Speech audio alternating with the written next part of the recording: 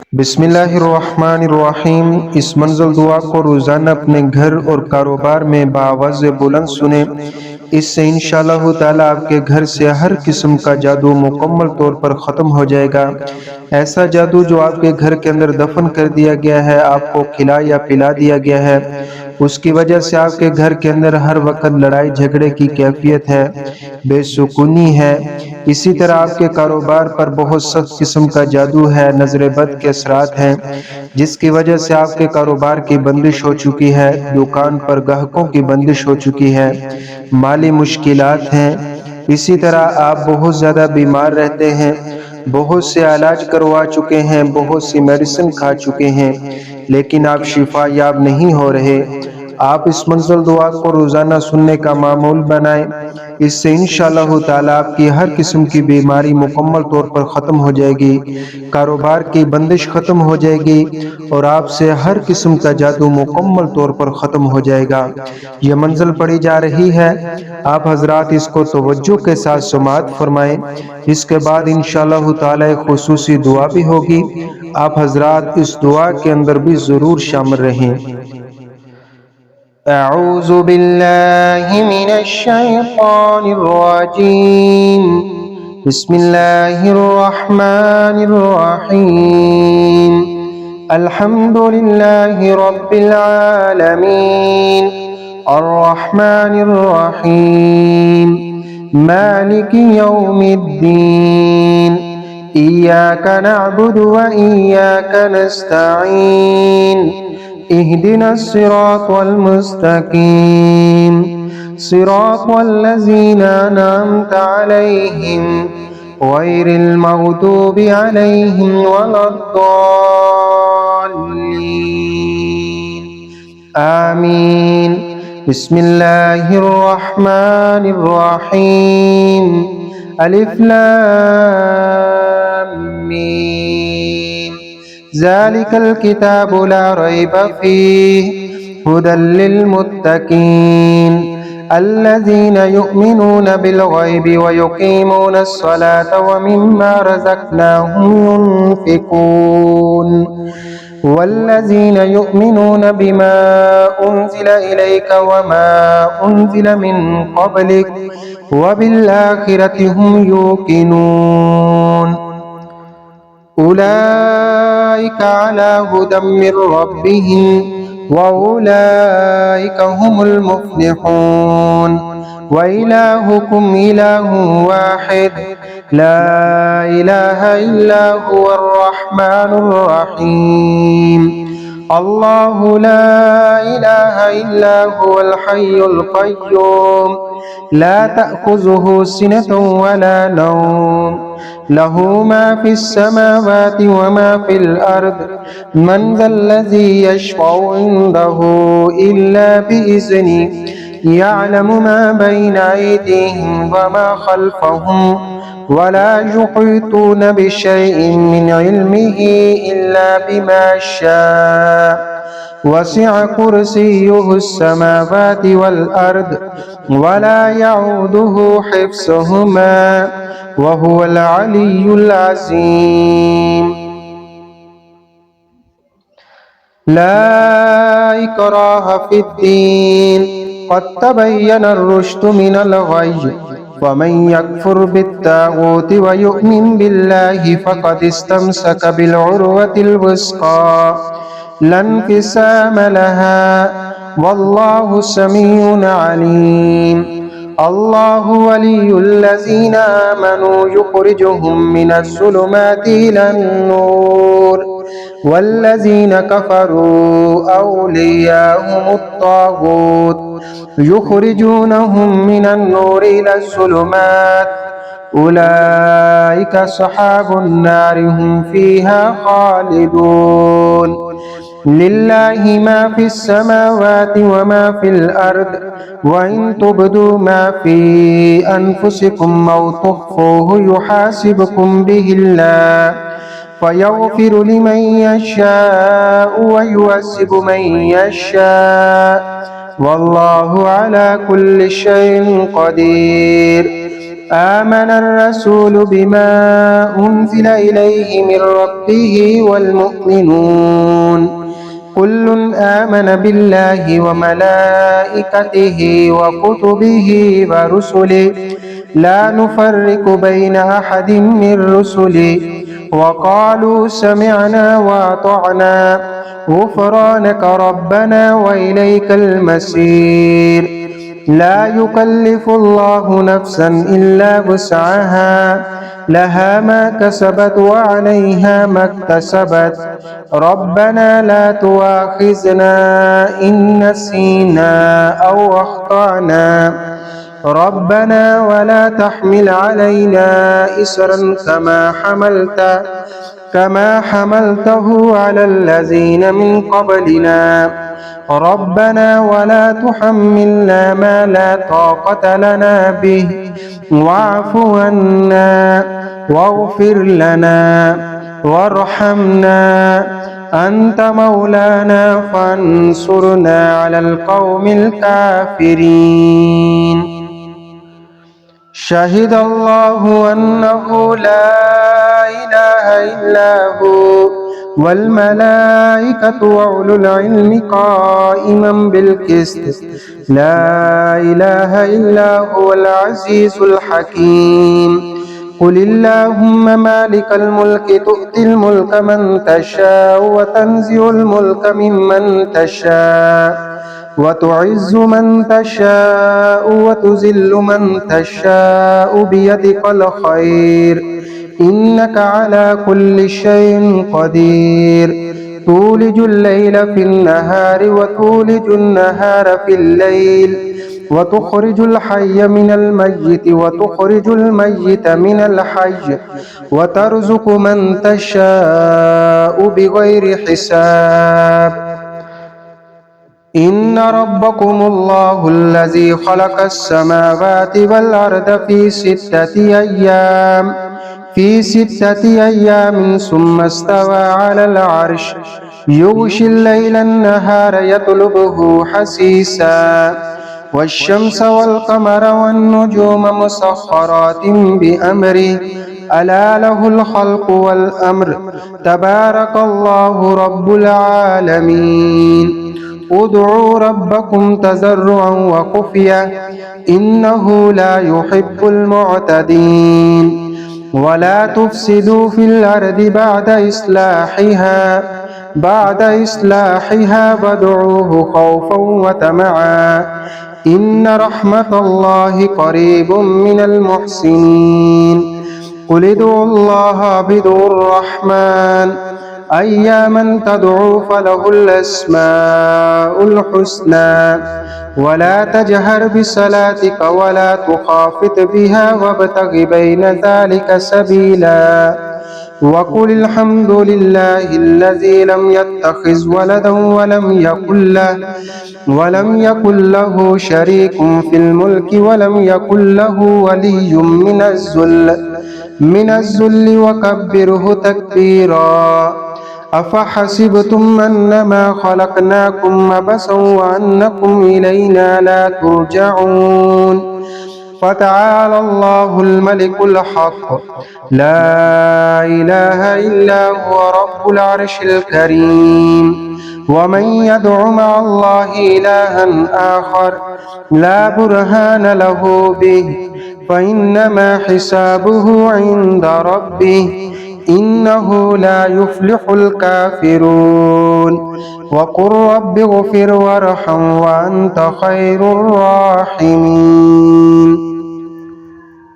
بسم الله الرحمن الرحيم والصافات صفا فالزاجرات زجرا فالتاليات ذكرا إن إلهكم لواحد رب السماوات والأرض وما بينهما ورب المشارق إنا زينا السماء الدنيا بزينة الكواكب وحفظا من كل شيطان مارد لا يسمعون إلى الملأ الأعلى ويقذفون من كل جانب دحورا ولهم عذاب واسب إلا من خطف الخطفة فأتبعه شهاب ساكب فاستفتهم أهم أشد خلقا ممن خلقنا إنا خلقناهم من طين لازب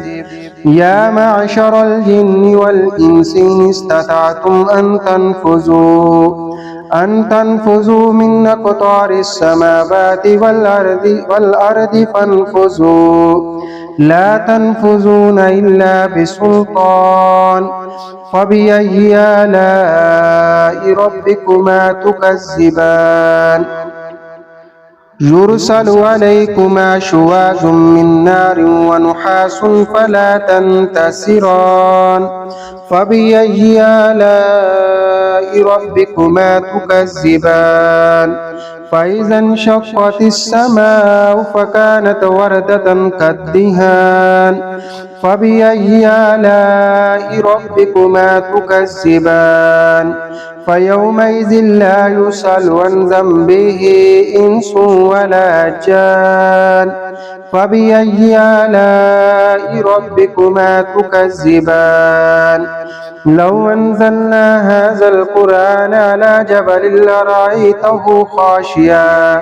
خاشعا متصدعا من خشية الله وتلك الأمثال نضربها للناس لعلهم يتفكرون هو الله الذي لا إله إلا هو عالم الغيب والشهادة هو الرحمن الرحيم هو الله الذي لا إله إلا هو الملك القدوس السلام المؤمن المهيمن العزيز الجبار المتكبر سبحان الله عما يشركون هو الله الخالق البارئ المصور له الأسماء الحسنى يسبح له ما في السماوات والأرض وهو العزيز الحكيم بسم الله الرحمن الرحيم قل أوحي إلي أنه استمع نفر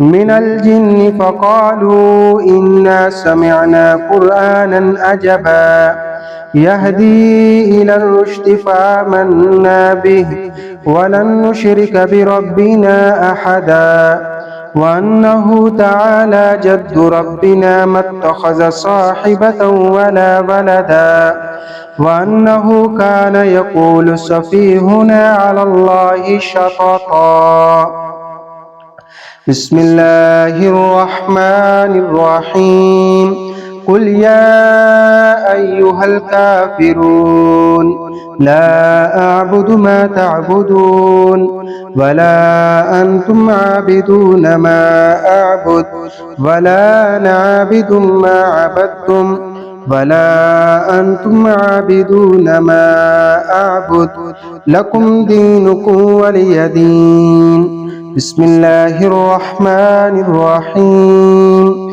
قل هو الله أحد الله الصمد لم يلد ولم يولد ولم يكن له كفوا أحد بسم الله الرحمن الرحيم قل أعوذ برب الفلق من شر ما خلق ومن شر غاسق إذا وقب ومن شر النفاسات في العقد ومن شر حاسد إذا حسد بسم الله الرحمن الرحيم قل أعوذ برب الناس ملك الناس إله الناس من شر الوسواس الخناس الذي يوسوس في صدور الناس من الجنة والناس اللهم صل على محمد وعلى آل محمد كما صليت على إبراهيم وعلى آل إبراهيم إنك حميد مجيد اللهم بارك على محمد وعلى آل محمد كما باركت على إبراهيم وعلى آل إبراهيم إنك حميد مجيد۔ بسم اللہ الرحمن الرحیم۔ یا اللہ کریم، آج کی اس منزل دعا کے اندر جتنے بھی بہن بھائی شریک ہوئے ہیں، یا اللہ سب کی تمام جائز دعاؤں کو اپنی بارگاہ میں قبول فرما۔ یا اللہ کریم، جو لوگ پریشان حال ہیں، جادو ٹونے کی وجہ سے پریشان ہیں، مالی مشکلات کی وجہ سے پریشان ہیں، بیماریوں کی وجہ سے پریشان ہیں، نظر بد کی وجہ سے پریشان ہیں، دشمنوں کی وجہ سے پریشان ہیں، یا اللہ سب کی پریشانیوں کو آسان فرما۔ یا اللہ سب کی مشکلات کو آسان فرما۔ یا اللہ کریم، جتنے لوگ بیمار ہیں، روحانی اور جسمانی بیماریوں میں بیمار ہیں، گھروں کے اندر ہیں، ہسپتالوں میں ہیں، یا اللہ سب کو شفاء کاملہ عطا فرما۔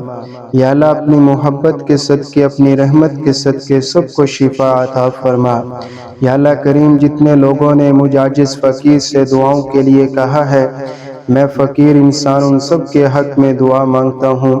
یا اللہ کریم، میری دعا کو اپنی بارگاہ میں قبول فرما۔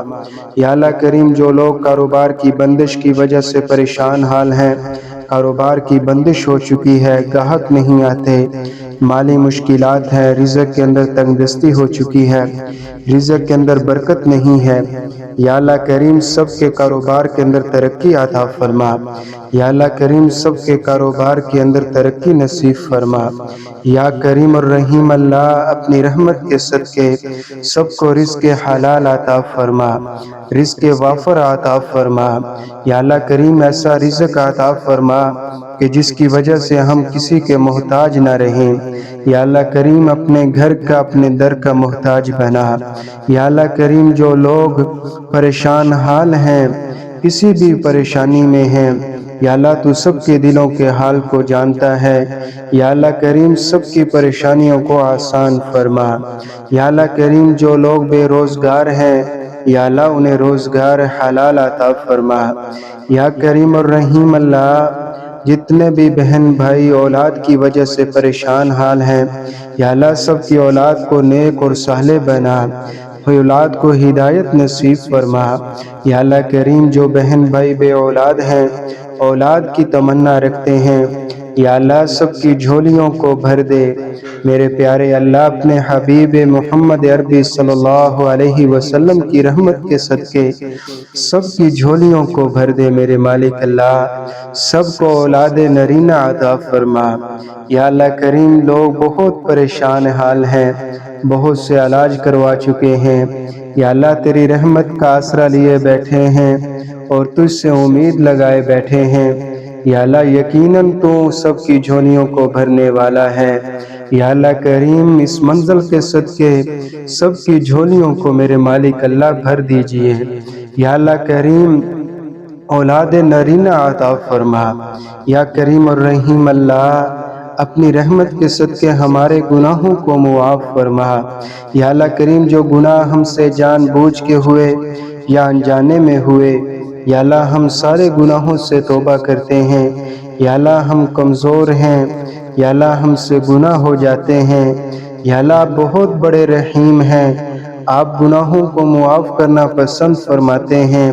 یا اللہ کریم، جب کوئی گناہ گار شخص آپ سے گناہوں سے توبہ کر لیتا ہے، آپ سے گناہوں کی معافی مانگتا ہے، یا اللہ کریم آپ اس سے خوش ہو جاتے ہیں۔ یا اللہ آپ اس کے گناہوں کو اس کی نیکیوں میں بدل دیتے ہیں۔ یا اللہ کریم، اپنی رحمت والا معاملہ فرمائیں اور ہمارے گناہوں کو معاف فرمائیں۔ یا اللہ کریم، ہمارے گناہوں کی وجہ سے اگر ہماری زندگیوں کے اندر وبال آئے ہوئے ہیں، عذاب آئے ہوئے ہیں، پریشانیاں ہیں، یا اللہ سب کو ختم فرما۔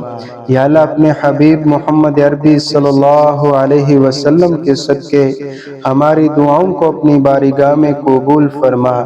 یا اللہ کریم، جو دعائیں، جو برکتیں جو جناب نبی کریم صلی اللہ علیہ وسلم نے مانگی، یا اللہ ہم بھی مانگتے ہیں، ہمیں نصیب فرما۔ یا اللہ اس منزل دعا کو پڑھنا اور سننا اپنی بارگاہ میں قبول فرما۔ یا اللہ آج کی اس عمل کے اندر جو غلطی کوتاہی ہوئی، یا اللہ ہم کمزور ہیں، ہم عاجز ہیں، یا اللہ ہم معافی مانگتے ہیں، یا اللہ ہمیں معاف فرما۔ یا کریم الرحیم اللہ ہمیں محروم نہ فرما۔ یا کریم اللہ تجھے تیری رحمت کا واسطہ ہماری دعاؤں کو اپنی رحمت کے صدقے قبول فرما۔ یا اللہ اپنی رحمت کے صدقے قبول فرما۔